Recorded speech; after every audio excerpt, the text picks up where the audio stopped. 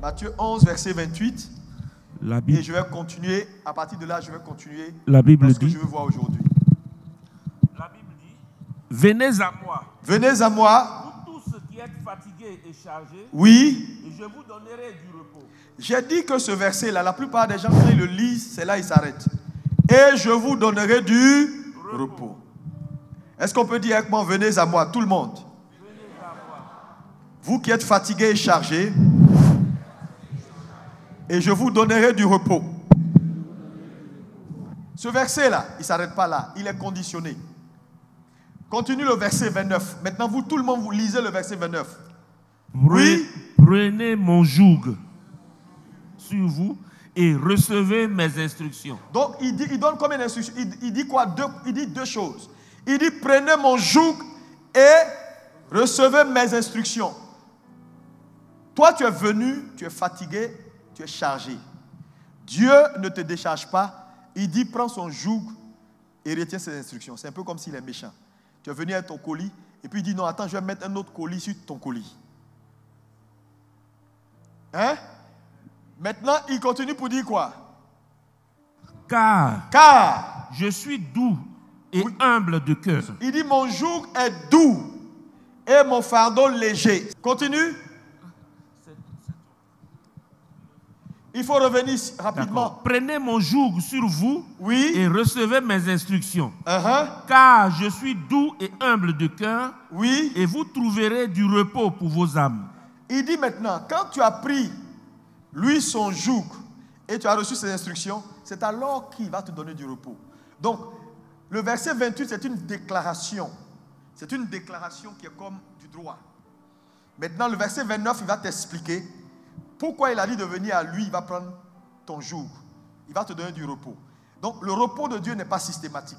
Il est conditionné par deux choses. Pour avoir le repos de Dieu, il faut d'abord prendre son joug et retenir ses instructions. Il dit, quand tu as fait ça, alors, il dit, je vais te donner du repos. Te donnerai du repos. Et continue. Car mon joug est doux et mon fardeau léger. Il dit son joug est doux, son fardeau léger. Ça veut dire que, en réalité, pour tous les serviteurs de Dieu que vous êtes, ne dites plus jamais l'œuvre de Dieu est difficile.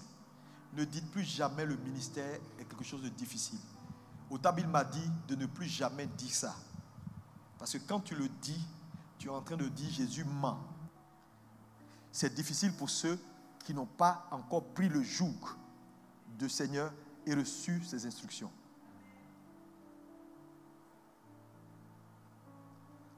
Donc il n'y a pas de liberté pour quiconque n'est pas prêt à partager avec Jésus son fardeau. C'est pourquoi j'ai dit, pour que Dieu t'approuve dans ton service, où bat son cœur, c'est là son joug. Si tu peux identifier où bat le cœur de Dieu et l'aider et prendre avec lui ce qui est son fardeau à lui, tu seras déchargé. Et donc vous pouvez comprendre pourquoi l'église est remplie de gens en réalité qui n'ont pas d'exaucement, qui viennent à l'église, qui font beaucoup de choses, mais dont la vie est le contraire de ce que dit la Bible. Parce que Dieu ne te donnera pas un repos si tu n'es pas prêt à partager avec lui son joug. Et c'est ça que nous sommes en train de voir maintenant. Dieu nous établit serviteurs pour une seule raison. Pas pour avoir des chips, des bonbons, mari, femme, guérison. Dieu n'est pas dans tout ça. Il nous établit serviteurs à ses côtés pour partager son joug. Est-ce que tu peux dire à ton voisin, Dieu m'a établi serviteur pour partager son joug? Dis ça avec force, s'il te plaît. Encore une fois. Je veux que ça rentre dans ton esprit. Encore une fois. N'oublie jamais ce que je viens de te dire.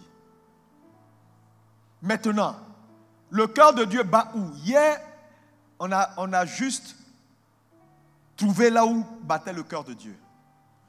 Et nous avons dit que Dieu, depuis la création, a eu deux projets. Le premier, il a fait l'homme à son image. Il a donné à l'homme sa ressemblance. Le deuxième et le dernier projet, aujourd'hui, Jésus est en train de bâtir son église. Il a dit, je bâtirai mon église. Quand il ressuscite, l'église est bâtie. Il dit, maintenant, vous, je vous donne les clés pour continuer le travail. Donc, bâtir sur le plan spirituel, mais bâtir sur le plan physique, c'est notre responsabilité. Donc, où bat le cœur de Dieu? C'est son église. Maintenant, on a expliqué hier que le prophète Ésaïe est l'un des prophètes majeurs, le prophète messianique. Toutes les prophéties qu'il a annoncées se sont accomplies. On a vu qu'il est l'un des rares prophètes qui a détaillé comment Jésus allait venir, dans quelle ville il allait naître, comment il allait mourir. C'est-à-dire que les autres prophètes ont prophétisé sur les nations, sur les gens, mais il est le seul qui a pris Dieu lui-même et qui a prophétisé sur Dieu. Un homme comme ça, il ne faut pas jouer avec lui. Et toutes ces prophéties se sont accomplies. Maintenant, il prophétise dans Ésaïe 2, verset 2, en disant: il arrivera dans la suite des temps. Il arrivera dans la suite des temps. Que la montagne de la maison de l'Éternel sera fondée sur le sommet des montagnes. Il dit, la montagne de la maison de l'Éternel sera fondée sur le sommet des montagnes. Qu'elle s'élèvera par-dessus les collines. Elle s'élèvera par-dessus les collines. Et que toutes les nations y afflueront. Donc, Ésaïe prophétise pour dire, les temps, ça dit, cette prophétie-là, il a prophétisé pour ce temps aujourd'hui. Nous sommes dans les temps de la fin. Les temps qui vont précéder son avènement. Il dit, à cette époque-là, où moi je ne vais pas vivre, je vois la maison, la maison de l'Éternel, je vois la colline, je vois la montagne de l'Éternel s'établir au-dessus des autres collines, qui sont toutes les autres institutions que vous pouvez connaître dans le monde. Il dit, je vois l'église au sommet, et quand elle sera au sommet, les nations seront attirées vers elle. C'est une prophétie qui va arriver. Maintenant, qui va faire en sorte que cette prophétie s'accomplisse? Ce sont les serviteurs que nous sommes. Donc, si cette prophétie-là est la prophétie pour maintenant, ça veut dire, là où le cœur de Dieu bat actuellement, c'est comment amener l'église au sommet, pour ne plus qu'elle soit la risée. Mais quand il parle de l'église, en réalité, si on veut changer les mots, il parle de son propre corps. Parce que parmi vous ici, il n'y a pas quelqu'un qui prend soin du corps de quelqu'un avant son propre corps. Donc Jésus est dans une priorité qui est simple. Il veut être beau. Est-ce que vous m'entendez? Parce que quand il dit l'église, ça fait un peu lointain. Hein? En réalité, c'est son corps. Et il a raison de bâtir son corps. Toi, tu mets pommade, tu mets rouge à lèvres A, rouge à lèvres B, tu fais les trucs, il y en a même qui font chirurgie. Tout ça, c'est bon pour toi. Parce que tu veux te rendre bien. Qui se néglige? Jésus aussi ne se néglige pas, il veut bâtir son corps. Mais heureusement, pour lui, il a donné les clés. Parce que le corps, il est bâti spirituellement. Maintenant, comment protéger le corps et la rendre puissante? C'est nous qui sommes là, membres de ce corps, qui avons la responsabilité. C'est pourquoi, quand Ésaïe prophétise, Ésaïe voit de loin et dit, la domination, il n'a pas mis sur sa tête, il l'a mis sur son épaule. Ça dit sur son corps. Donc, si la domination n'est pas sur sa tête, que la domination est sur son corps, c'est-à-dire sur son épaule, ça veut dire, c'est vous et moi qui avons l'autorité de bâtir l'église. Si on ne fait rien, rien ne sera fait. C'est pourquoi le service de tout chrétien, ça veut dire quoi? Tout ce que tu fais dans ta vie, si ça n'aboutit pas à construire et à fortifier l'église, tu es en train de perdre ton temps. Tu es médecin, et puis ta médecine, il n'y a personne, Dieu ne gagne rien, il n'y a pas âme qui est sauvée, l'église n'est pas forte, l'église n'est pas puissante, tu es en train de perdre ton temps. Tu cherches l'argent, c'est vrai que tu n'as pas le temps, mais si tu ne sponsorises pas le salut des âmes, tu ne travailles pas pour que l'œuvre de Dieu soit puissante, tu es en train de perdre ton temps. Ça veut dire, tout chrétien qui sert Dieu, qu'importe ce que tu fais, à la fin de ton service, l'église doit gagner.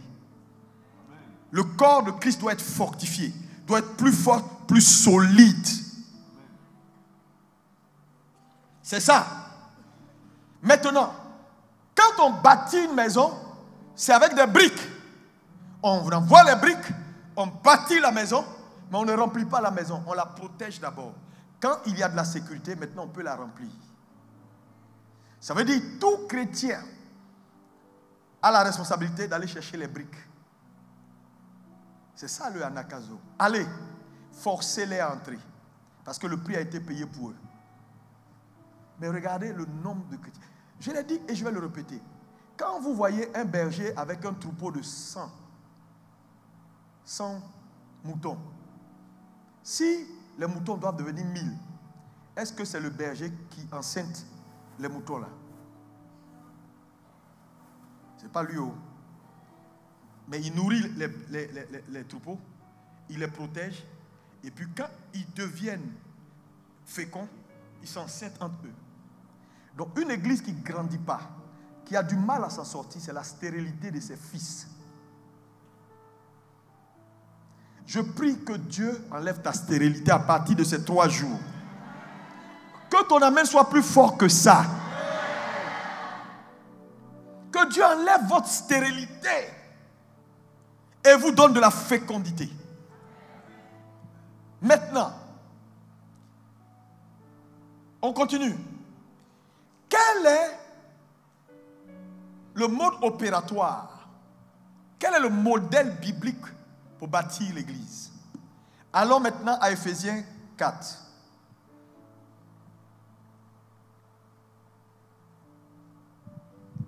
Est-ce que tu es béni? Amen. À partir du verset 8. Oui. C'est pourquoi il est dit, étant monté en haut, il a amené des captifs. Et il a fait des dons aux hommes. Écoutez bien. Il a fait quoi? Des dons aux hommes. Au pluriel, aux hommes que nous sommes. Oui. Or, que signifie il est monté, sinon qu'il est aussi descendu dans le verset 9, c'est pour vous expliquer pourquoi on dit il est monté. Et on entend nous montrer que s'il est monté, c'est parce qu'il était déjà en bas. Continue. Celui qui est descendu, c'est le même qui est monté au-dessus de tous les cieux. Oui. Afin de remplir toutes choses. Oui. Et il a donné les uns comme apôtres. Maintenant, suivez, parce que beaucoup de gens lisent ce verset et ne comprennent pas. Et il a donné les uns comme apôtres, oui. Les autres comme prophètes, les autres comme évangélistes, oui. Les autres comme pasteurs et docteurs, oui. Pour le perfectionnement des saints, en vue de l'œuvre du ministère et de l'édification du corps de Christ. Amen. On va aller doucement. Merci, pasteur. On dit quoi? Jésus reprend et je vais aller après toi.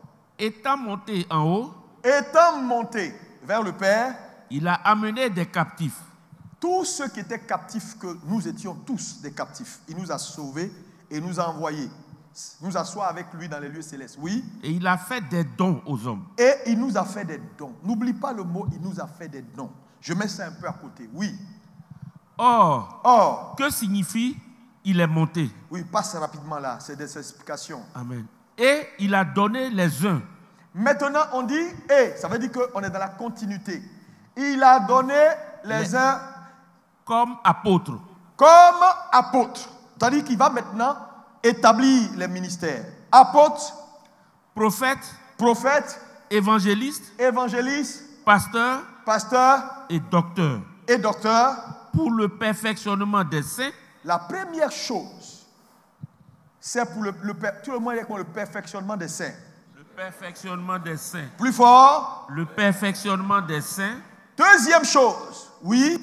L'œuvre du ministère. C'est-à-dire, quand les saints sont perfectionnés, ils doivent faire maintenant l'œuvre du ministère et l'édification du corps. Le mot édification veut dire bâtir, construire le corps.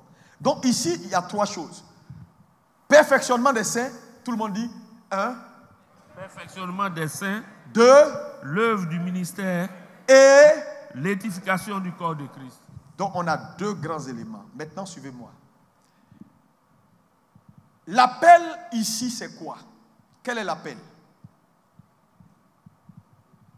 Quel est l'appel? Parce que la plupart des gens... attends. Quel est ton appel, pasteur?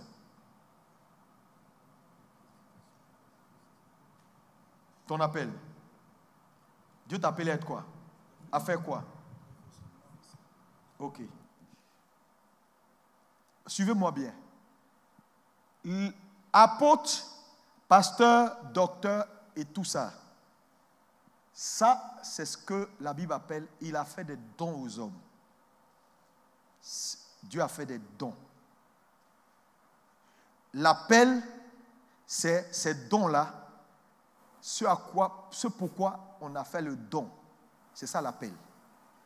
Il nous a donné un apôtre. Donc, quand tu as un apôtre, c'est un don que Dieu te fait.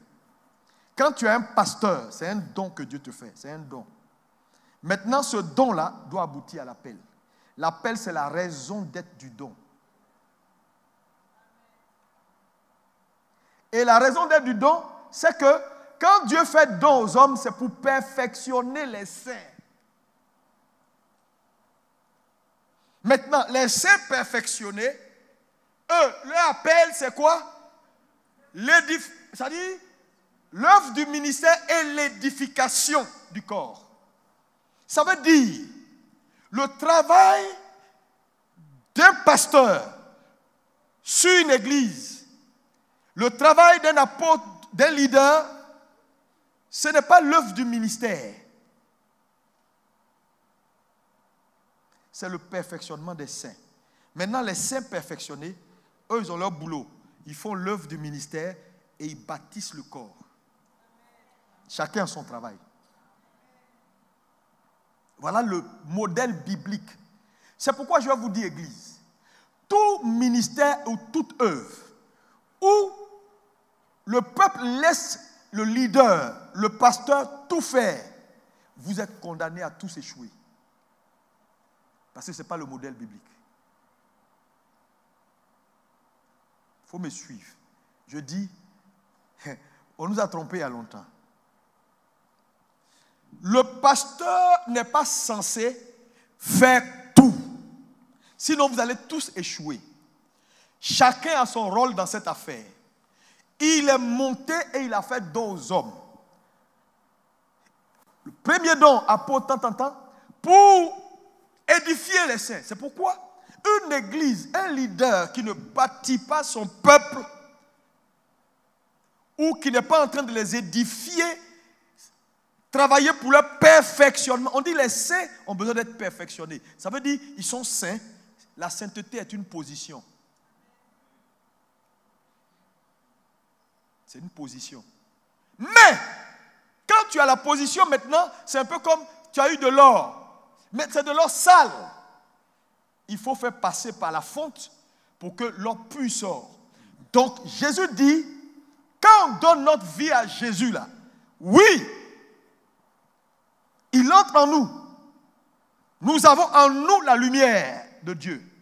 Nous ne sommes pas la lumière. Je vous ai dit hier, quand on dit vous êtes la lumière du monde, c'est un problème de d'interprétation. Non, aucun chrétien n'est la lumière du monde. C'est Jésus seul qui est la lumière. Parce qu'on dit, un homme est venu, il s'appelait Jean-Baptiste, pour rendre témoignage de la lumière. Il n'était pas la lumière. Donc si Jean-Baptiste n'est pas la lumière, toi tu ne peux pas être la lumière.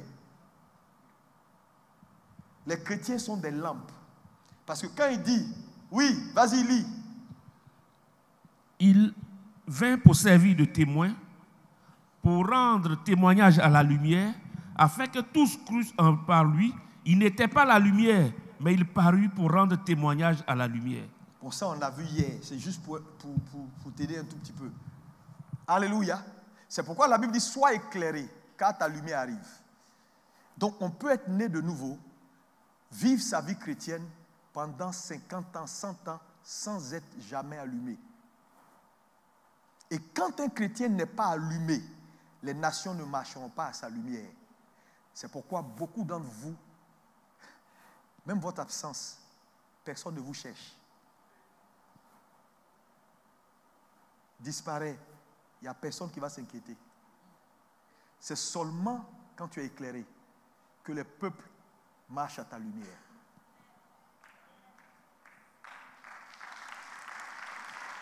Ta prière doit être, Seigneur, éclaire-moi.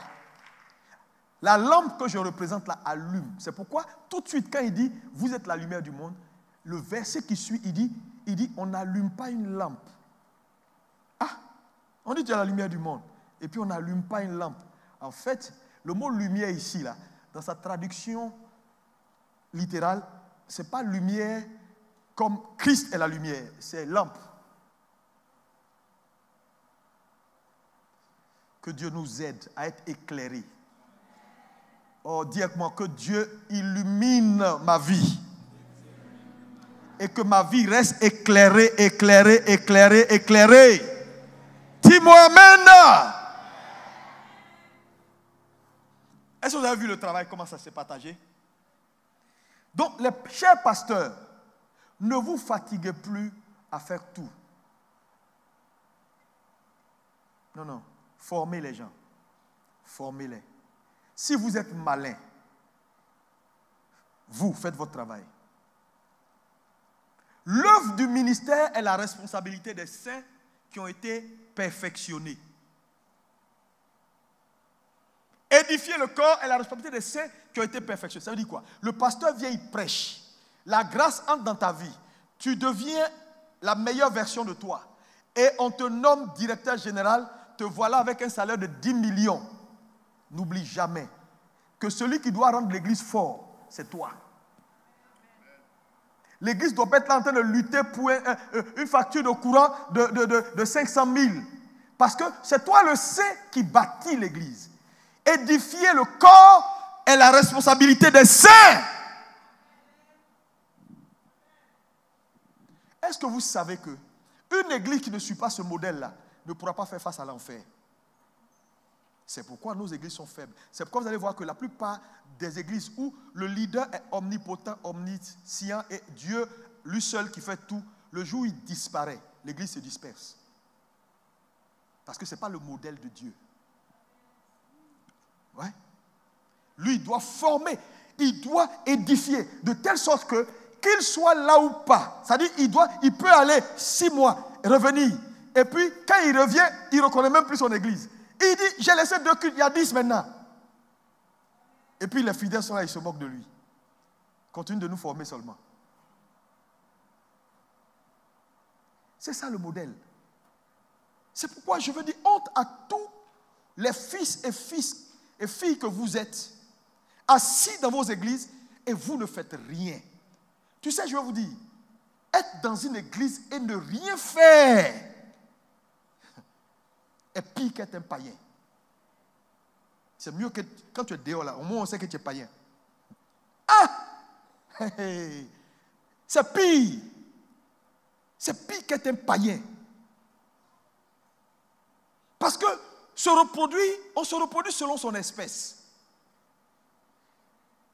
Imaginez des brebis stériles, qu'est-ce qu'elles font dans le troupeau? Mais quand tu as une brebis, vous n'avez pas remarqué que très souvent, quand ceux qui dressent les chiens ou bien qui vendent les animaux là, la plupart de leurs mâles qui sont très puissants, ils en prennent soin. On dit, ce mâle là, on le soigne. Pourquoi? Parce que c'est lui qui fait grandir les affaires. Hein? On le soigne quand il est malade, le patron a peur parce qu'il dit, hey, mon type là, s'il tombe malade, comment mon troupeau va grandir? Mais tu es là. Tout ce que tu viens faire, l'église n'est pas un supermarché où on vient pour prendre les choses. On vient à l'église pour porter un fardeau, non pas pour déposer un fardeau. Dis ça à ton voisin, pardon. Ah Seigneur, aide-moi à parler à ces gens pour que nous tous on change. Dis-lui ça bien. L'église, on vient à l'église pour prendre le fardeau du Seigneur, non pas déposer son fardeau. C'est parce que les gens croient que l'église, on vient à l'église pour que ces problèmes soient résolus, que quand ils viennent, la première chose, où est le pasteur? Il va raconter pendant 2h30 sa vie. Raconter ici, entrer ici. Oui, vraiment, il faut qu'on prie pour moi. Il faut que mes problèmes aillent bien. Il faut que ça. Il n'a rien fait encore. Hein. Il ne respecte pas le verset qui a dit, Jésus, il dit, bon, toi, prends-moi mon fardeau d'abord, et puis garde mes instructions, c'est alors que je vais te décharger. Il s'en fout de ce verset-là. Cher pasteur, notez le verset. Toute personne qui vient devant vous, donnez-lui le verset là pour dire, ok, j'ai compris, tu as beaucoup de problèmes, on doit prier pour toi. Mais là, l'église a besoin de baffer de micro. Achète ça et puis on va... Ils vont dire, tu es un escroc. Hein? Ils ne vont pas dire ça? Non, les gars, ils vont dire, tu es un escroc. Pourtant, c'est ça Jésus est en train de dire. Toi, fais ton travail d'abord. Toi, prends le fardeau de l'église. Toi, exerce-toi. Fais ce que je veux. Quand mon cœur est satisfait, tout pour toi, là va partir. C'est en cela qu'il dit, recherchez premièrement le royaume et tout ce que vous cherchez. C'est-à-dire, votre recherche est dans le bien-être de la croissance de l'église.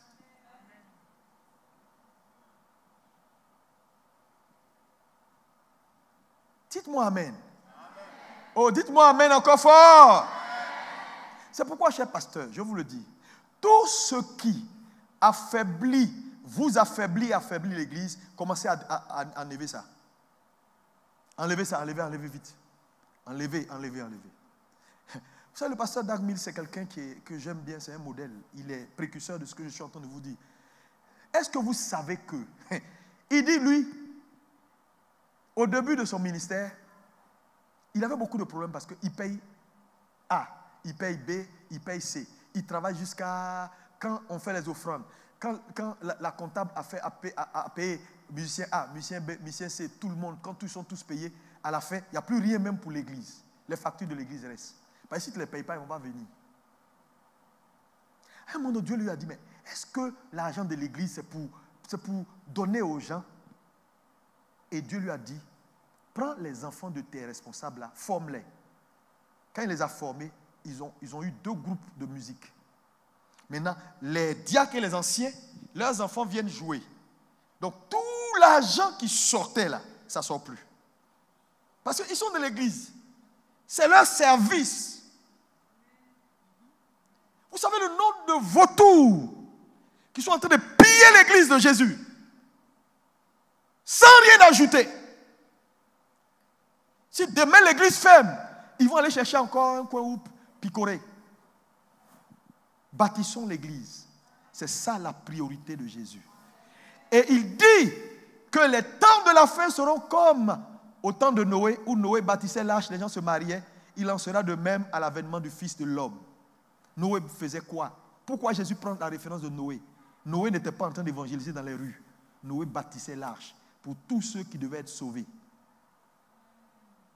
Voilà la priorité de Dieu dans ces temps de la fin. C'est Jésus lui-même qui a sorti ça de sa bouche. Si tu es malin, on est dans les temps de la fin. La priorité de Dieu, c'est bâtir son église. Quand je dis bâtir son église, rendre son corps fort, son église puissante. Les gouvernants doivent craindre l'église. Pour qu'un maire ou un député parle sur une église, il va réfléchir 10 fois. Parce que l'église peut faire en sorte qu'il perde son poste à la prochaine élection. Pourquoi les gens ont peur des Juifs? Ils ont compris le message. Mais regardez la faiblesse de cette église. N'importe qui peut venir et puis dire, ouais, c'est ça, église. Bon, écoutez, faites ça et puis il n'y a rien ici qui va arriver. Comment? Parce que les fils et les filles, ceux qui sont censés bâtir l'église, ont laissé l'œuvre. Ils sont en train de faire autre chose. Ils poursuivent leurs ambitions, ils poursuivent leur boulot, ils poursuivent leurs affaires, ne sachant pas que qu'importe ce que Dieu te donne la grâce de faire, l'église doit être le premier bénéficiaire. Parce que celui qui aime l'église aime Jésus. Tu ne peux pas aimer mon corps et ne pas aimer ma tête et ne pas aimer mon corps. Si tu me fais un cadeau qui touche mon corps, c'est ma tête qui va te dire merci. C'est vrai ou c'est faux? Non, c'est fini. On a trop mal servi Dieu. Et c'est pourquoi on souffre. Revenons à ce qui touche son cœur. Vous allez voir la révolution qui va se faire dans l'église. Quelqu'un me dit Amen. Pasteur, lis-moi maintenant Ephésiens 5, verset 8. Ephésiens 5, verset 8. La Bible dit, oui. Autrefois, vous étiez ténèbres. Et maintenant, vous êtes lumière dans le Seigneur. Marchez comme des enfants de lumière. Car le fruit de la lumière consiste en toutes sortes de bonté, de justice et de vérité. Merci. Lis Éphésiens maintenant 5, versets 26 et 27. Notez, je vais aller, je suis en train d'évoluer là. Oui. Afin de la sanctifier par la parole, après l'avoir purifiée par le baptême d'eau, afin de faire paraître devant lui cette église glorieuse, sans tache ni ride, ni rien de semblable, mais sainte et irrépréhensible. Regardez ces deux versets. Le verset, Éphésiens 5, verset 26, va un peu derrière, à partir du verset 23. Je veux qu'on puisse comprendre ici ce que Femmes, soyez soumises à vos maris, comme au Seigneur. Car le mari est le chef de la femme, comme Christ est le chef de l'Église, qui est son corps et dont il est le sauveur. Or, de même que l'Église est soumise à Christ, les femmes aussi doivent l'être à leur mari en toutes choses. Marie, aimez vos femmes, comme Christ a aimé l'Église et s'est livré lui-même pour elle. Afin de la sanctifier par la parole. C'est important ici. Il s'est livré pour son corps, pour l'Église, afin de quoi? La sanctifier par quoi? La parole. Après l'avoir purifiée par Deuxième chose, purifier. Par le baptême d'eau, afin de la faire paraître. Et de la faire paraître. Devant lui, cette église glorieuse, sans tache ni ride ni rien de semblable, mais sainte et irrépréhensible. Merci. Donc, il parle ici de l'église glorieuse. Non, les gars, vous savez, pour que nos églises, ABMC en particulier, arrivent à un niveau où elles seront qualifiées d'églises glorieuses, il faut qu'elles suivent ce processus de sanctification, de purification, parce que l'objectif, c'est ça. Laisser perfectionne. Mais pourquoi on a besoin de perfectionner? C'est la même chose. Jésus dit, l'église doit être lavée. L'église doit être purifiée. Mais pourquoi l'église a besoin d'être perfectionnée, lavée et purifiée? On l'a vu tout à l'heure dans Éphésiens 4, verset 8. Non, Éphésiens 5, verset 8. Il a dit quoi? Vous étiez autrefois ténèbres. Et maintenant, vous êtes lumière. Merci. Donc, le statut de l'Église, quand elle est sauvée et qu'elle fait partie du corps, le travail n'est pas terminé. C'est pourquoi, cher pasteur, je vous le dis et je le répète, ne faites plus confiance à quelqu'un qui n'est pas passé par un processus. Même s'il vient, il parle en langue, il est zélé. Si le Saint-Esprit te dit, ok, que tu peux aller sur ça.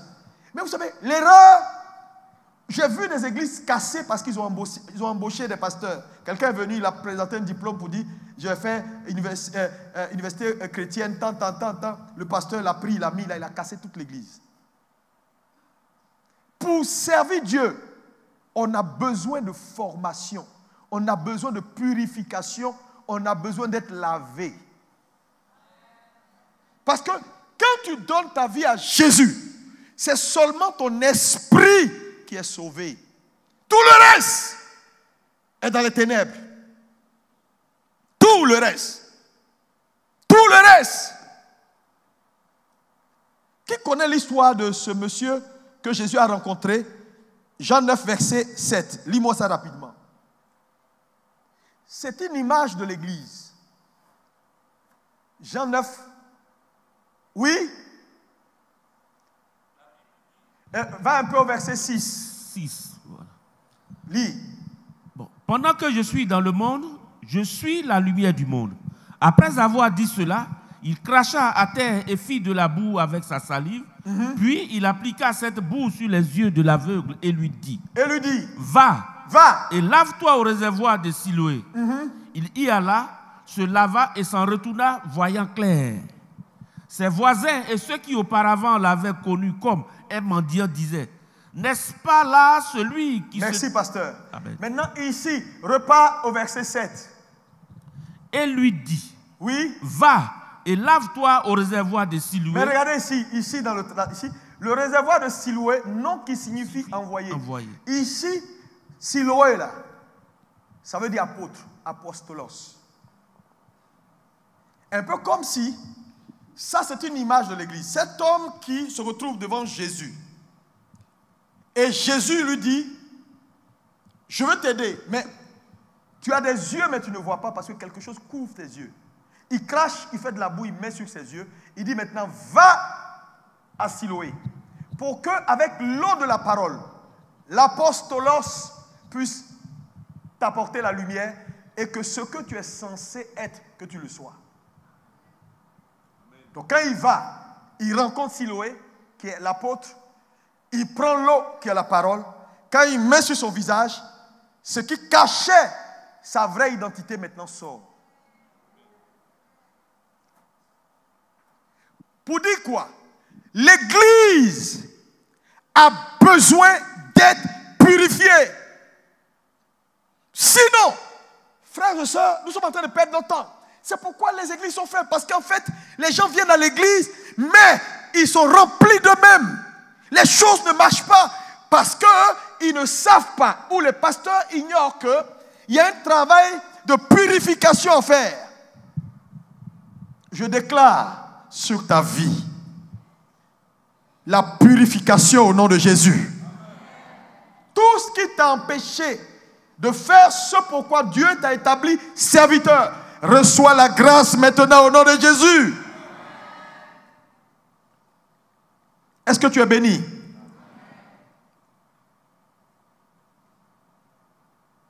Maintenant, lisons 2 Timothée 3, versets 1 à 5. 2 Timothée 3, versets 1 à 5. Oui? La Bible dit, Vas-y. sache que, Tout le monde. sache que, Oui. dans les derniers jours, il y aura des temps difficiles. Car les hommes seront égoïstes, amis de l'argent, fanfarons, hautains, blasphémateurs, rebelles à leurs parents, ingrats, irréligieux, insensibles, déloyaux, calomniateurs, intempérants, cruels, ennemis des gens de bien, traîtres, emportés, enflés d'orgueil, aimant le plaisir plus que Dieu, ayant l'apparence de la piété, mais reniant ce qui en fait la force. Éloigne-toi de ces hommes-là. Merci. Repars au premier verset. Sache que dans les derniers jours, il y aura des temps difficiles. Regardez ici. La Bible dit que tout le monde doit avoir en conscience que dans les derniers temps, il aura, ou dans les derniers jours, il aura des temps difficiles. Qui est d'accord avec moi? Que les temps seront très difficiles. Ok. Maintenant, beaucoup de gens lisent, il ne faut pas attention. Moi, je dis, on a une étude biblique, on a un camp. L'objectif, c'est ta transformation. Maintenant, suivez.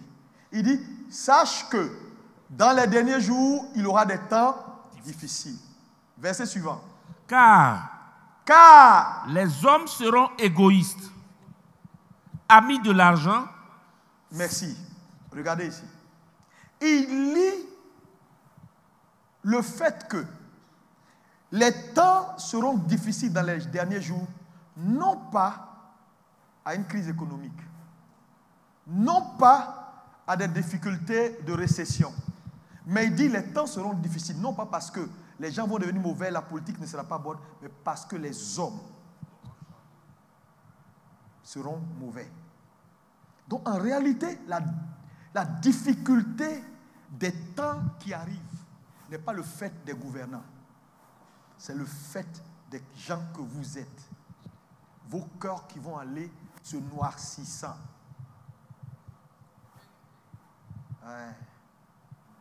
Quand il parle des gens ici, il n'exclut pas l'Église. Parce qu'il a parlé d'irréligieux. Nous, on regarde le monde.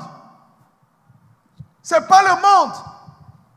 Voilà pourquoi perfectionner les saints est tellement important.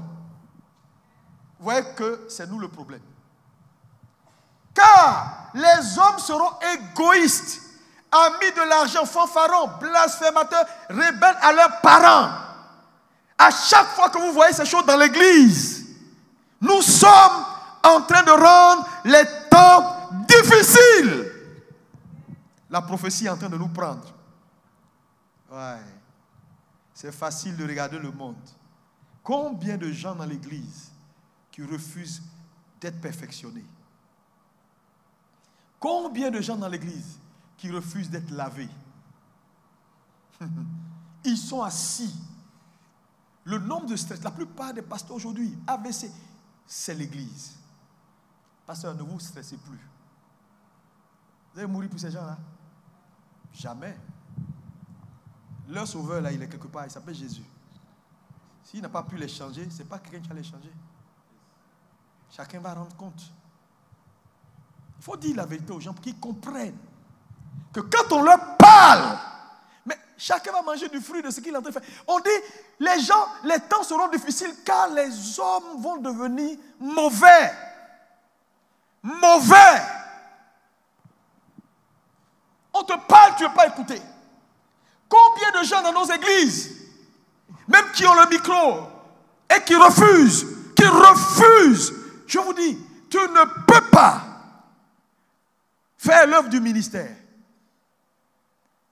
et édifier le corps si tu n'arrives pas à la perfection.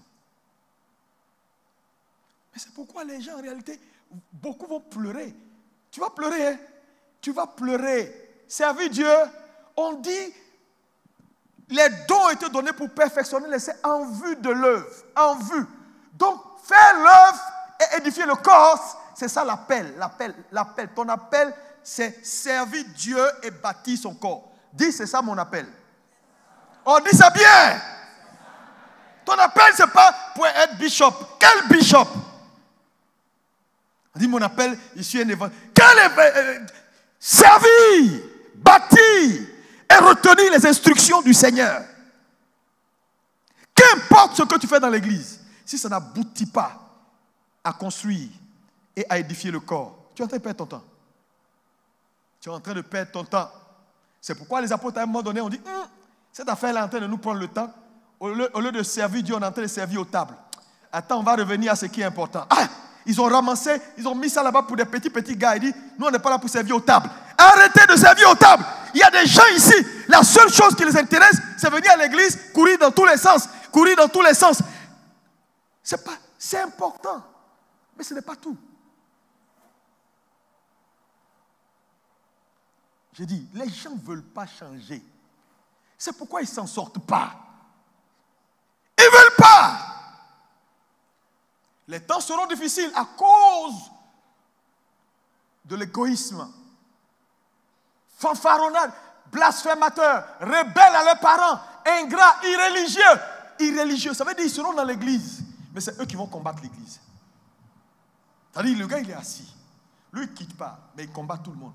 Est-ce que vous savez que la plupart des gens qui quittent les églises, c'est dû au fait qu'un frère ou une sœur dans l'église qui a une position est devenue mauvaise. Et c'est son comportement qui a chassé la personne.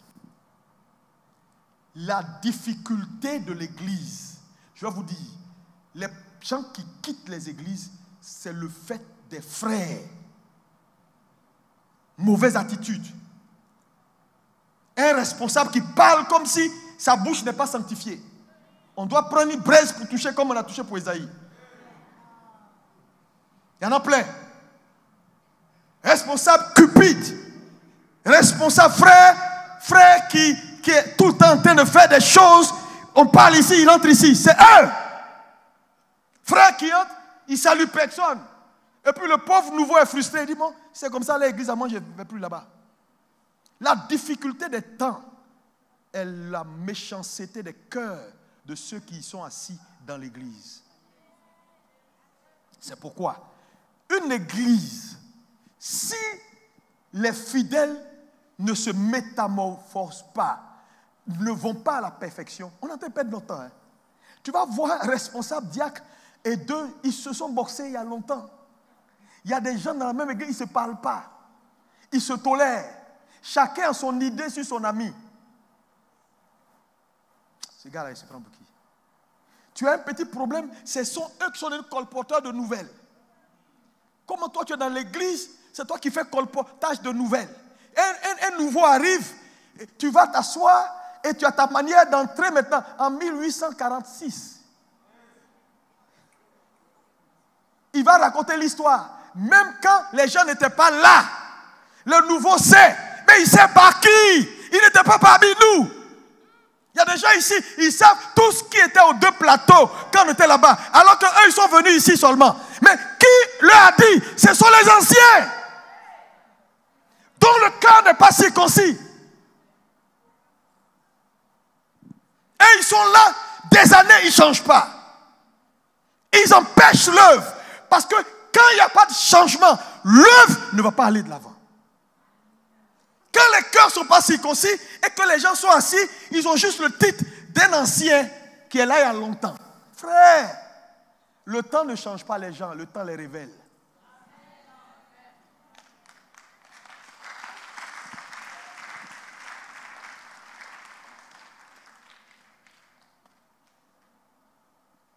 Il y a des gens qui m'ont dit, pasteur, Bishop, quand je te vois, j'ai pitié de toi. Il y a longtemps, moi, j'ai quitté l'église. J'ai dit, mais pourquoi? Il dit, les gens qui sont là, ils sont mauvais. Et ça, leur vie n'avance jamais. Ils sont assis, ils prient, ils jeûnent. Chaque année, ils font offrande. Ils pensent que Dieu est leur camarade qui peuvent tromper. Ouh, tu t'es mis le doigt dans l'œil. À chaque fois quand ils sont au bord de la bénédiction, c'est Dieu lui-même qui souffle. Et puis la bénédiction va un peu loin. Et puis depuis des années, là, il court derrière la même bénédiction, il ne trouve pas. Et il ne prend jamais le temps de s'asseoir pour regarder l'état réel de son cœur. Comment des chrétiens peuvent se torpiller dans l'église? Vous rendez les temps difficiles. Ce n'est pas une affaire de l'économie, les politiciens. Ah, la Côte d'Ivoire est compliquée. C'est vous! On a lié les temps difficiles au comportement des gens.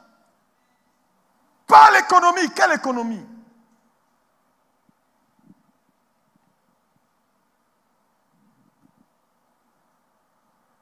Moi, j'ai pitié de l'église. Parce qu'il y a une image dans la Bible. Il y a une image dans la Bible.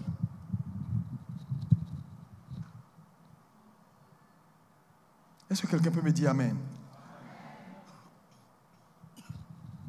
Les chrétiens seront critiques. Vous savez, faites attention à la critique. Vous tous qui êtes ici, regardez-moi. Faites attention. Hein?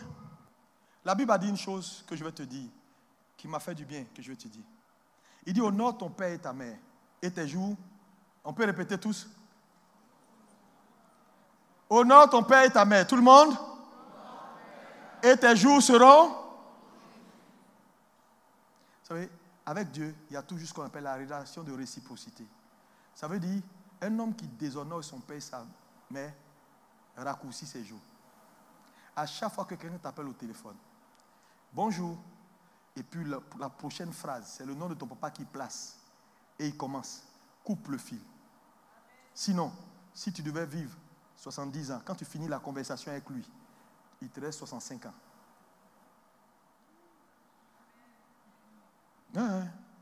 Continue à parler de vos leaders. Je dis, ce qui peut allonger ta vie peut raccourcir ta vie. Dans le sens contraire.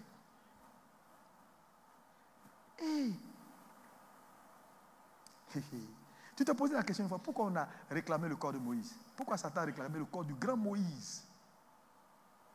Vous discutez les instructions de votre père et vous êtes au téléphone. Quand vous finissez là, de 70 ans, 80 ans que Dieu vous a donné, vous êtes descendu un tout petit peu. Parce que vous venez de le déshonorer.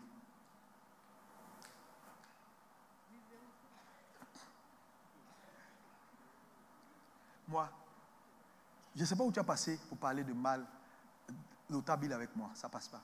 Un jour, j'étais à Paris. On entrait dans une réunion, là, les pasteurs, ils ont commencé à raconter. Quand je suis sorti, j'ai gâté le coin. J'ai gâté le coin. On ne peut pas parler de mon père, même dans mon cauchemar. Je ne suis pas un mauvais fils. Tu n'as pas le droit d'être un mauvais fils vis-à-vis de moi. Tu vas payer cash.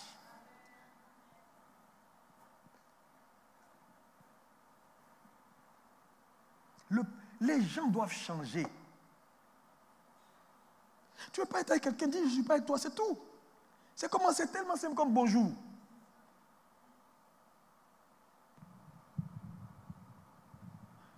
Regardez par exemple. Lui, c'est le fils de Donald Trump. Lève-toi, pasteur. C'est le vrai fils de Donald Trump.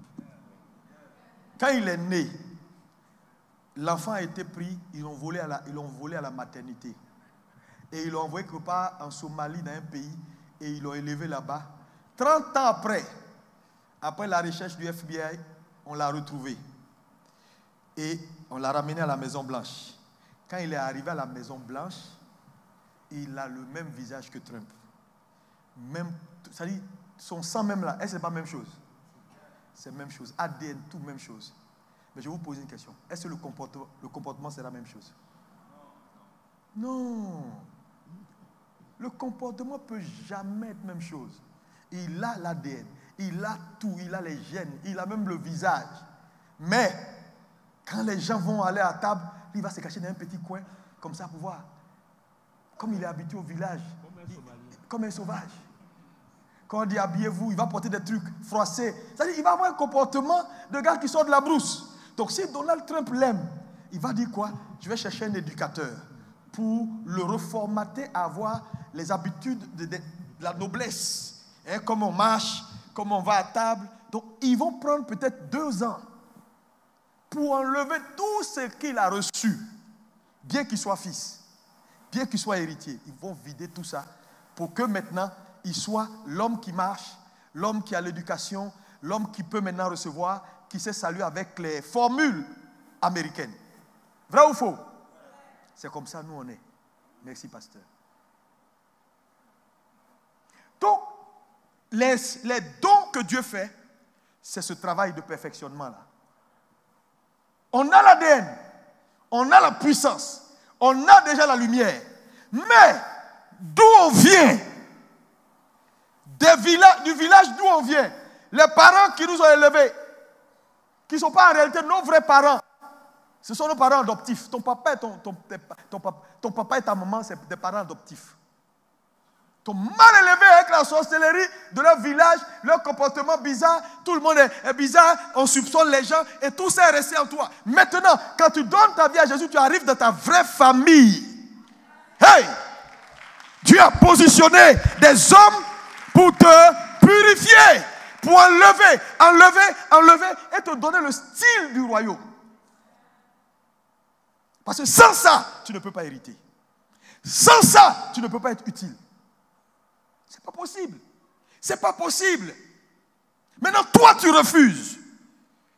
Je te dis, ça va être compliqué pour toi. Hein? Quand on te voit dans les trucs officiels avec le président Trump. Parce que tu ne veux pas changer. Voilà le problème de l'Église. C'est pourquoi je vais vous dire, changeons. Dis à ton voisin, changeons. Laissons Dieu nous transformer. Sinon, on sera disqualifié. Laissons Dieu nous transformer. Maintenant, quand on a formaté cet enfant-là, le même que tu as vu, qui sautait, on lui a donné une chambre bien climatisée. Il était le climatiseur. Il dort à terre dans la chaleur parce qu'il est habitué. Tu sais, aux États-Unis, en Amérique du Nord, il y a beaucoup de... comme ça, les écureuils se promènent partout, les rats, on ne les tue pas. Hein? Ils ont envoyé un gars au Canada comme ça, il tuait les écureuils pour aller faire sauce pimentée. Le jour où ils ont mis la mise... Aïe, aïe, aïe, aïe, aïe. Vos histoires d'Afrique, vous tuez écureuils, il a vu viande de brousse. Là-bas, c'est interdit. Tu vois le gars, il sort comme ça à la Maison Blanche, il dit, j'ai vu écureuil. Mais là, on dit, les gens, ils vont dire, on a failli tirer sur lui. Non, c'est le nouveau fils de Trump qui est arrivé là même. Mais c'est incroyable ce monsieur. Il fait des pièges. Et voilà l'église. Ils sont arrivés. Vous êtes venus dans l'église avec tout ce que vous avez ramassé dans le monde. Je vous dis, quand vous voyez quelqu'un qui est impoli dans l'église, il est impoli à la maison. Mal élevé à la maison, mal élevé dans l'église. Mais regardez, tout ce que les gens, rapporteurs, bavard à la maison, bavard dans l'église. Sinon, un enfant bien éduqué, quand il rentre ici, ne parle pas des gens. On ne l'a pas éduqué comme ça. Ton nom est cité dans toutes les histoires de l'église. Shame, honte. Tu ne changes pas, rien n'arrivera dans ta vie de positif. Parce que Dieu, vous ne le connaissez pas. Et regardez depuis combien d'années tu cherches des choses que tu ne trouves pas. Tu es là, tu as mis sur les sorciers, à accuser les grands-mères, les grands-tontons. Tu vas te perdre ton temps. Change ton cœur. Change ton cœur. Est-ce que quelqu'un peut me dire Amen? Ésaïe 59, verset 1. Verset 1 et 2. Il dit quoi? La main de l'Éternel n'est pas trop courte, mais ce sont nos péchés, nos iniquités. Ces choses que nous ne voulons pas abandonner pour servir. Pour servir, pour servir. Parce que si tu n'es pas, il n'y a pas un minimum de perfection dans ta vie, ton service sera vain. Je vous ai dit ici, dimanche, que je connaissais une dame. Tu la connais peut-être. Quand on était avant à Makori, intercesseuse, prieuse. Hey, tu ris parce que tu la connais. Tu dis, quand tu la vois, on dirait qu'elle vient de descendre du ciel. Mais quand j'ai entendu son histoire plus tard, j'ai dit, parce que je vois, la spiritualité sans intelligence, c'est une perte de temps. Oh. C'est une perte de temps. C'est une perte de temps. Cette dame-là, tout le temps là. Il n'y a rien qui marchait dans sa vie. Rien. Je vous dis, Jésus a dit, vous les reconnaîtrez par leurs fruits. Il ne faut pas que quelqu'un va te mentir. Il porte avocat. Il faut l'appeler avocatier. Il va porter avocat et puis il dit non, appelle-moi Manguier. Puis toi aussi tu es là, on ne sait jamais où. Peut-être que tu es Manguier. Mais c'est avocat qui est là, tu ne vois pas clair. Jésus dit, qu'importe le titre, ce n'est pas le titre. Moi je m'en fous d'un bishop qui est un voyou. Non, ce n'est pas le titre. Il y a des choses qui font le titre. Quand tu n'es plus en train de faire ces choses-là, le titre est vide. Donc oubliez ça. Il y a des gens qui ne vont plus appeler pasteur. Il faut continuer à faire des bêtises. Au ciel, il y a longtemps, on ne t'appelle même plus pasteur. Ça bien ici, les gens te blaguent.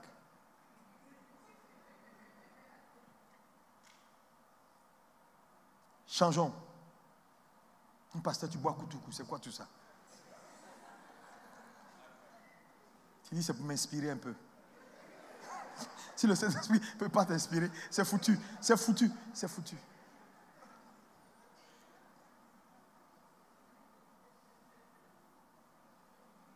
Il y a une histoire dans la Bible qui nous donne encore l'image de l'Église. Esther 1, verset 10. Lis-moi rapidement Esther 1, verset 10. Il faut suivre, s'il vous plaît. Esther 1, verset 10. Qu'est-ce qu'il dit? Le 7e jour, oui, comme le cœur du roi était réjoui par le vin, oui, il ordonna à Neuma, Pisa, Arbona et Carcasse, les 7 eunuques qui servaient devant le roi Assuérus, oui, d'amener en sa présence la reine Vashti. Le roi dit il veut voir la reine Vashti. Oui. Avec la couronne royale, pour montrer sa beauté au peuple et aux grands. Montrer, n'oubliez pas ce mot, montrer sa beauté au peuple. Avec sa couronne royale. Oui. Car elle était belle de figure. Elle était très belle. Mais la reine Vashti refusa de venir. Elle a refusé. Quand elle reçut par les eunuques l'ordre du roi. Maintenant, coupons court pour gagner du temps. Quand elle a refusé, le roi s'est fâché. Il l'a disqualifié. Il a lancé un casting pour avoir une autre reine. Tu sais, je vais te dire la vérité. Note ceci. Toute place que tu occupes, c'est un remplacement. Toute place que tu occupes dans la vie, c'est un remplacement. Dieu n'est pas un homme. Plus tard, Esther va sortir et va prendre la place de Vashti. Et elle ne va pas refuser de se montrer au peuple, montrer sa beauté. Quand Dieu nous appelle, Esther et Vashti, ce sont deux types d'églises. L'église qui ne veut pas changer L'église qui ne veut pas faire voir Christ au travers de son beau visage, que Dieu rejette au profit de l'église qui est prête à payer le prix. Mais pour que le roi apprécie et valide Esther, il y a eu deux choses. La Bible dit, bien qu'Esther soit belle, elle a été purifiée. Folie. Elle a été purifiée. Elle a été purifiée. Mais on n'avait pas besoin de la purifier, elle est déjà très belle. Non, mais on l'a purifiée. Mardochée s'est assuré. Mardochée, qui était un type d'apôtre, a veillé à ce que Esther suive des règles. Parce que la beauté seule ne suffit pas pour que tu sois validé. La beauté seule ne suffit pas. Chers frères, la beauté seule ne suffit pas. Vos talents ne suffisent pas. Vous voyez, plein de choses. Je suis un dangereux. Quand je chante, quand je fais comme ça ne suffit pas. Si tu n'es pas purifié, tu seras disqualifié avec tes talents, tes nombreux talents et tout ce que tu as, que Dieu t'a réellement donné. C'est pourquoi il dira à certaines personnes, oui, c'est vrai que tu as fait des miracles, tu as fait des choses. Je reconnais que je t'ai donné quelque chose. Mais en fait, toi là même là, et moi, on n'est pas camarades. Nos identités ne sont pas la même chose. Moi, je ne parle pas beaucoup, toi tu parles trop. Moi, je ne suis pas rebelle, toi tu es trop rebelle.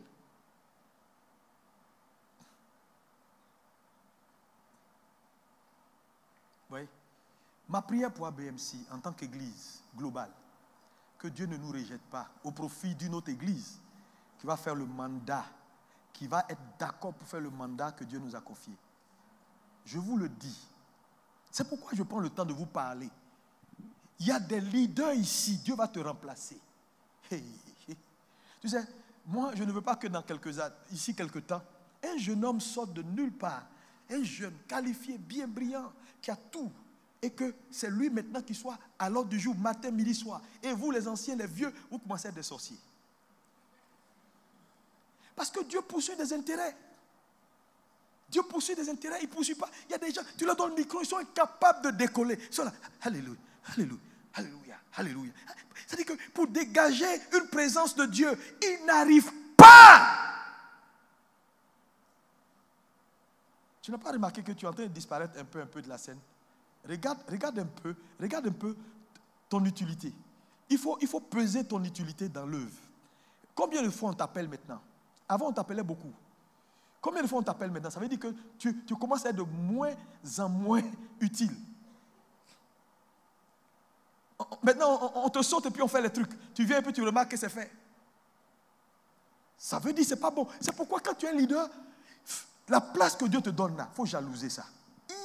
Travaille, bats-toi pour être toujours au meilleur de ta forme spirituelle pour ne pas que quelqu'un prenne ta place. Parce que le nombre de gens qui sont à la porte, qui disent non, la sœur Christiane là, c'est qu'elle fait là, moi je veux faire.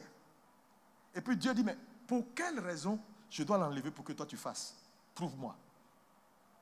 Est-ce que vous connaissez les jeunes qui sont en train de venir là? Je vous pose une question. Est-ce que vous connaissez les jeunes gens qui arrivent là? On les a vus ici pendant le concert de trucs là. Petit échantillon. C'est des fous de Jésus. C'est des gars qui sont prêts.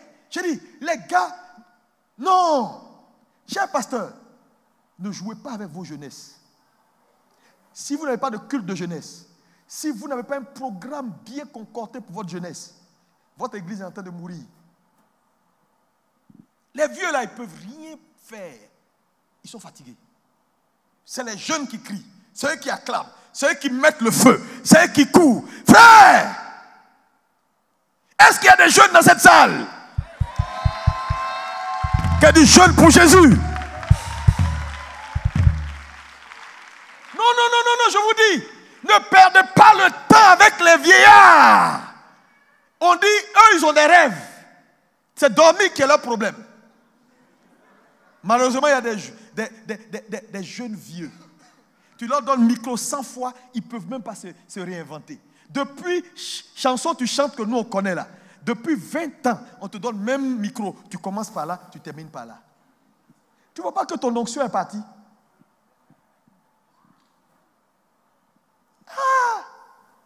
Il y a le talent. Quand on écoute ta voix, on sait que Dieu t'a donné. Mais un talent, ça ne suffit pas. Tu n'es pas prêt à te purifier et à rester à l'écoute du Seigneur. Tu vas passer. Tu vas passer.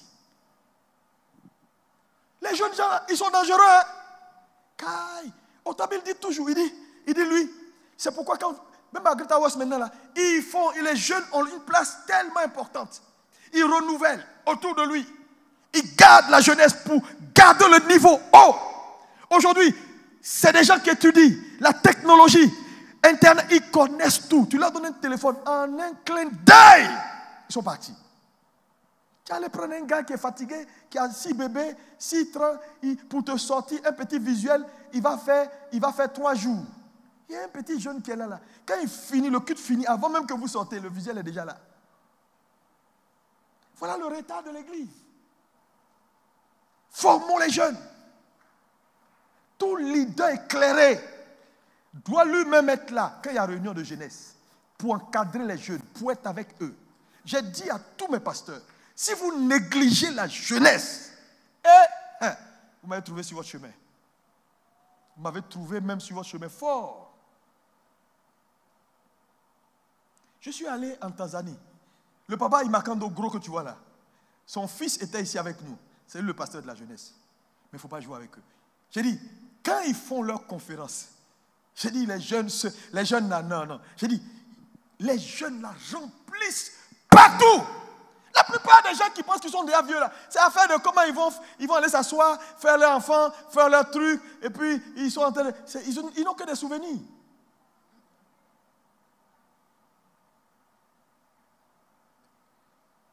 Que Dieu nous aide. Que Dieu renouvelle vos forces. Dis-moi amen.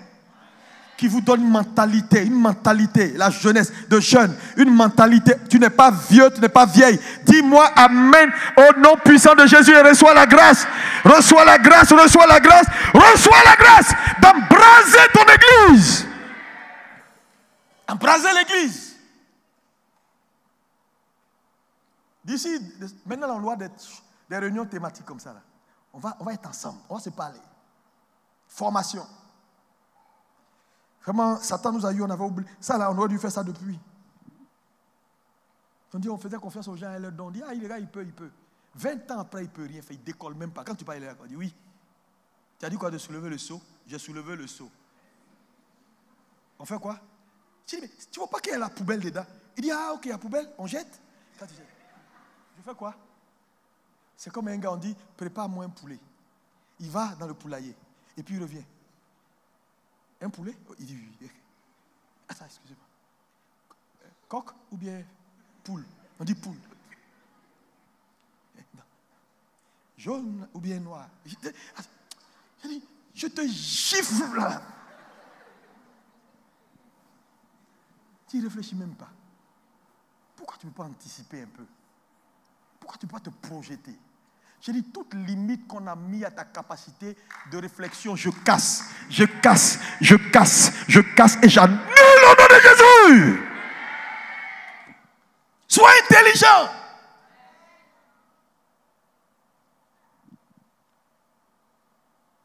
Vashti a été rejetée. ABMC ne sera pas une église Vashti. Dieu nous attend dehors. Les gens veulent nous voir avec notre couronne royale. Il n'est pas question qu'on ne se présente pas. Il n'est pas question qu'on ne se présente pas. La Côte d'Ivoire a besoin de nous. Les problèmes là, c'est nous qui avons la solution.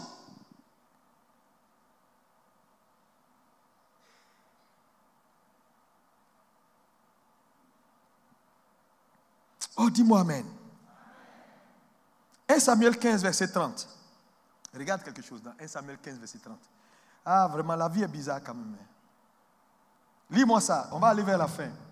Saül dit encore, oui, j'ai péché. Maintenant, je te prie, honore-moi en présence des anciens de mon peuple et en présence d'Israël. Reviens avec moi et je me prosternerai devant l'Éternel, ton Dieu. Samuel retourna et suivit Saül. Et Saül se prosterna devant l'Éternel. Amen. Regardez ici. Frère, ce monsieur, il dit qu'il a péché. au lieu de demander pardon, il dit on va l'honorer d'abord. Vous savez, je vous dis que Dieu nous aide à être humbles. Je vous ai dit, quand tu es un leader, observe tes collaborateurs. L'absence répétée d'un collaborateur à un appel que tu lances est un signe de déloyauté. Comment Jésus qualifie le ministère? Lisez Matthieu 11, 28. Venez à moi, vous tous qui êtes fatigués et chargés, je vous donnerai du repos. Prenez mon joug et vous recevrez mes instructions. Il appelle le ministère comment? L'œuvre du ministère, il appelle ça un joug. Qui connaît ce qu'on appelle un joug? Un joug, ça se voit avec les animaux. C'est-à-dire c'est deux animaux, on place un gros bois et puis on fixe leur cou. Ils ne peuvent pas bouger, ils ne peuvent rien faire. Ils sont coincés par ça. C'est ce qu'on appelle le joug. Il dit son ministère, il dit l'œuvre qui t'appelle à porter là, c'est un joug. Et ça pèse. Mais lui, il appelle ça léger. Pourquoi il appelle ça léger? Parce qu'il sait que tu as tout ce qu'il faut pour tenir ça. Donc si moi, j'ai 1 million et puis on me présente une facture de 100 000, est-ce que c'est un problème pour moi? Donc le problème, il y a problème quand on n'a pas les moyens de résoudre ce qu'on nous présente, il y a problème. Mais quand on a les moyens de faire face à ce qu'on nous présente, il n'y a plus de problème. Donc Jésus dit c'est léger parce que il a déjà tout mis en toi. Ce qui cache, voile ce qu'il a mis en toi, c'est ton refus de changement et de laisser Dieu te purifier. La plupart des échecs dans la vie des croyants, ce n'est pas parce qu'ils n'ont pas ce qu'il faut, mais ce qu'ils ont est étouffé, caché et rendu inactif par les mauvais comportements qui vont rendre les derniers temps difficiles. Plus on te purifie, plus ta capacité latente se déploie. Donc Jésus appelle le ministère quoi? Tout le monde? Maintenant, Moïse appelle le ministère quoi? Nombre 11, verset 10. Nombre 11, verset 10. Moïse appelle le ministère quoi? Vas-y rapidement. Moïse entendit le peuple qui pleurait, chacun dans sa famille à l'entrée de sa tente. La colère de l'Éternel s'enflamma fortement. Moïse fut attristé et il dit à l'Éternel, pourquoi affliges-tu ton serviteur? Et pourquoi n'ai-je pas trouvé grâce à tes yeux que tu aies mis sur moi la charge de tout le peuple? Moïse appelle le travail la charge. Il dit la charge. Continue la lecture. Est-ce moi qui ai conçu ce peuple? Est-ce moi qui l'ai enfanté? Il commence à se plaindre. Il dit c'est Dieu maintenant qui a tout fait. Pour que tu me dises, porte-le sur ton sein, comme le nourricier porte un enfant. Oui. Jusqu'au pays que tu as juré à ses pères de lui donner. Où prendrai-je de la viande pour donner à tout ce peuple? Car il pleure auprès de moi en disant, donne-nous de la viande à manger. Je ne puis pas à moi seul porter tout ce peuple, car il est trop pesant pour moi. Il est pesant. Plutôt que de me traiter ainsi, tue-moi, je te prie. Voyez jusqu'à où ce serviteur est arrivé.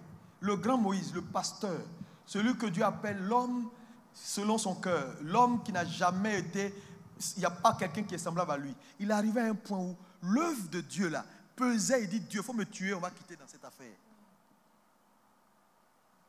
Maintenant, moi, je vous pose une question. Voilà une œuvre aussi difficile que quelqu'un d'autre appelle, un appelle joug, l'autre appelle pesanteur, charge. C'est ça là, vous voulez laisser dans la main d'une seule personne? C'est ça, vous les gars de Benjamin, vous voulez que Bien-Aimé seul est? Que Loukou seul, Makori est? Hein? Non. Ça veut dire que tu es un mauvais monsieur, tu es méchant. Voilà des gars que Dieu a qualifiés. Ils disent ils ont même dit Dieu tue-nous, c'est trop compliqué. Et vous laissez ça dans la main d'une seule personne. Tu vois un peu ton cœur, non? Dis à ton voisin, c'est de toi on parle. Dis-lui ça, dis-lui ça. Il faut lui dire, il ne faut pas avoir peur de lui. S'il fait ses yeux rouges, tu fais tes yeux rouges. On dit Judas est un lion dont les yeux sont rouges. Parce qu'il revient du carnage. Il ne te connaît pas encore. Maintenant, lis Philippiens 2, verset 19. Paul, comment Paul, qu'est-ce que Paul dit de l'œuvre? Oui? J'espère dans le Seigneur Jésus pour envoyer bientôt Timothée, afin d'être encouragé moi-même en apprenant ce qui vous concerne. Car je n'ai personne ici qui partage mes sentiments. Paul dit ce que tous les pasteurs disent. Il dit, je n'ai personne. Mais comment tu peux dire que tu n'as personne? Tu as plein de collaborateurs. La pauvre pasteur Amaï est seule. Mais oui, je sais. J'entends souvent tes cris. Il n'y a pas un pasteur qui ne dit pas ça. Parce que je veux te dire, le ministère, quelle que soit la difficulté d'une tâche, quand tu as les hommes qu'il faut, ils te déchargent. Te déchargent. Te déchargent. Te déchargent. Les cultes finissent. La plupart des fidèles, qu'est-ce qu'ils font? Ils prennent leur sac. Il y en a même qui n'attendent même pas. Avant que le pasteur ne fasse les annonces, le nyango attend. Ça veut dire que c'est en plein culte prédication, tu as déjà commandé ton nyango. Tellement les gens t'énervent, tu ne veux même pas les rencontrer. Tu es dehors. Pfiou. Il faut dimanche prochain. Souvent dans 4 dimanches. Ou bien quand tu finis, c'est les mêmes amis. Vous prenez, vous êtes dans un petit coin et racontez votre vie. Les gars, on sait Dieu où on s'amuse. Si c'est comme ça, vous faites dans le monde, je vous acclame. Mais pourquoi vous ne faites pas ça dans le monde et vous voulez faire ça à l'église? Est-ce que quelqu'un peut me dire amen? Dis-moi encore amen s'il te plaît. Parce que je suis sérieux. Je suis très, très, très sérieux. Ce que je suis en train de dire, Dieu ne m'a pas appelé. On parle de servir Dieu selon son cœur. Si on ne change pas, l'église n'ira nulle part. Et Dieu va nous juger tous.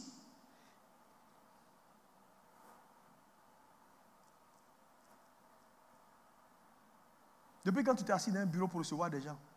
Voilà, dernièrement on a eu la réunion avec les gars du service, les 4 groupes d'évangélisation. Ils disent, pasteur, on veut être formé. J'ai dit, mais il ne peut pas y avoir autant de pasteurs dans une église. Il n'y a pas de formation pour ceux qui sont frontline dans l'évangélisation. Sacrilège. Je n'ai pas besoin de dire. C'est pourquoi, quand tu es un leader, que Dieu t'aide. Parce que le jour où tu oublies une instruction, tout est oublié dans l'église. Le jour où tu oublies une seule instruction, tu n'as personne pour te dire, voilà, mais est-ce qu'on ne doit pas faire ça?